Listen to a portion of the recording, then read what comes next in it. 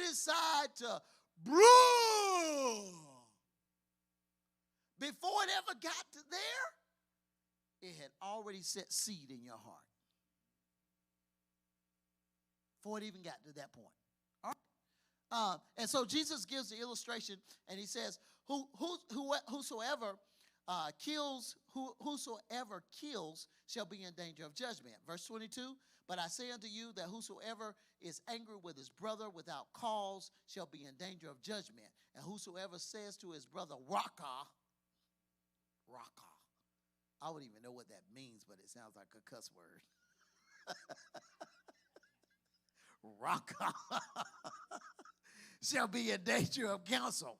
But whosoever shall say thou fool shall be in danger of hellfire. Now, some of y'all know y'all done said far worse than Raka and you fool. Yes, sir.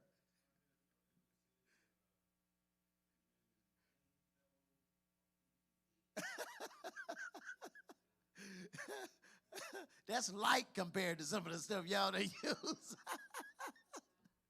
Now, what Jesus is saying right here is, he says, what starts in the heart doesn't stay in the heart. What starts as a thought and turns into a word can actually create a living hell in your life. What started in your heart and turns into a thought, it can create a living hell in your life. You know, you can turn your home into a living hell just by allowing what you access in your heart. What you allow the enemy to plant in your heart can turn your whole household into a living hell. Isn't it funny how one word can turn your house or your relationship into a nightmare? Just one word. One word. And that's why you have to examine what you think and what you allow to access your heart, your mind, and then you have to ask yourself, is it worth it? Really? You got to ask yourself, is it worth it? You know, some people are nitpicky. You can't be nitpicky. You know, it ain't always what it seems. Remember, you know, you can be nitpicky. Remember the example I gave y'all an example a while back, you know, brother at work, or sister at work, you know. She at work. One of her co-workers is standing out there, you know, live down the street. You know, get a ride home. She gave him a ride home, dropped him off. Didn't say nothing to the man. Next thing you know, somebody done say, yeah, saw dude in your girl car, you know, riding along, you know. All she did was give him a ride home. That's all, just a ride home.